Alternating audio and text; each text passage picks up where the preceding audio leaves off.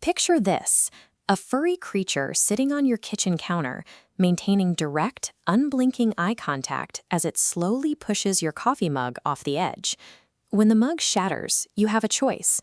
You can get angry, or you can admire the audacity. But it begs a very genuine question. Why do millions of humans actively invite this dynamic into their homes when a dog would offer immediate, enthusiastic validation the second you walk through the door? Evaluating a feline companion against the standard of a working dog looks at the equation backward. These animals are not failing to be dogs. They successfully solve a completely different human problem. For many, a cat is a way to create an environment where a high-voltage brain can finally disconnect. The preference is less about a quirky personality trait and more about how a person's body seeks rest in a world that never stops. The divide between dog people and cat people comes down to the nervous system, and specifically observing how your individual wiring processes daily stimuli. Some nervous systems crave activity to find balance. They require external feedback, high energy, and the outward discharge of emotion. A dog mirrors that excitement and keeps the energy moving. This animation shows two different physiological responses. On the left, a system regulating through engagement. On the right, a system requiring the complete absence of pressure.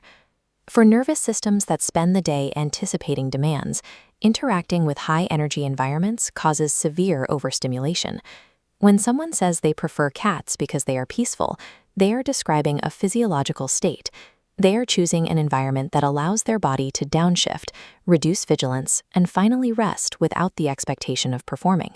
The domestic cat functions as a highly specialized, self-operating biological tool. Its most potent feature is entirely acoustic. This diagram illustrates a cat's purr. It operates as a rhythmic, low-frequency sound wave vibrating between 25 and 140 Hz. This frequency targets the human nervous system directly. As you absorb these repetitive frequencies, breathing deepens, muscle tension softens, the production of stress hormones drops significantly. This biological hack happens instinctively. Before you consciously register the feeling of comfort, your body has already received the signal that no urgent action or vigilance is required. Silence can feel empty, and noise can feel overwhelming, but a steady hum sits exactly in between. It provides co-regulation without conversation, a physical presence that fills a room without demanding ongoing engagement. Human interaction carries a heavy psychological toll. There are constant unspoken expectations to respond quickly, to explain feelings, to reassure others, or to match their emotional energy. A cat operates on a strict framework of consent. It never assumes access to you. Its affection is offered, not imposed, and when it leaves the room, it requires zero justification. Building this bond requires what psychologists call attunement. You have to earn the animal's respect by reading quiet physical signals, a flick of the tail, a shift in posture, a change in breathing. For individuals who constantly monitor their environments or have experienced boundary violations, this dynamic provides psychological relief. It offers a rare experience of connection without intrusion. There is a persistent cultural stereotype linking writers, artists, and deep thinkers to cats. It raises the question of whether these animals actually impact cognitive ability. This scatterplot visualizes research mapping pet preference against psychological traits. As the data shows, cat owners statistically score higher in cognitive abilities and introversion. Observe the overlapping traits here. This demographic also scores higher in neuroticism. These individuals are sensitive, observant, and easily overwhelmed.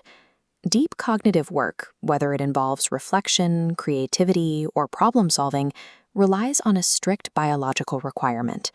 It demands long, unbroken stretches of mental quiet and environmental predictability. Cats do not pull attention outward. Deep thinkers gravitate toward them because an animal that simply coexists alongside focus protects the fragile conditions required for intelligence to function. Still, humans feel an intense, almost irrational biological urge to protect and nurture what is ultimately a highly efficient solitary predator. This split-screen diagram demonstrates the ethological concept of baby schema. It compares the facial proportions of a human infant with a domestic cat.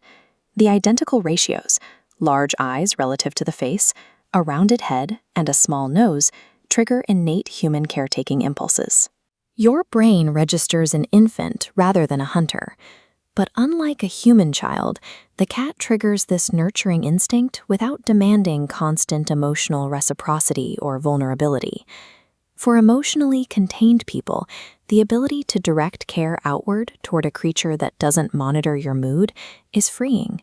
It allows for closeness without the risk of sensory overload.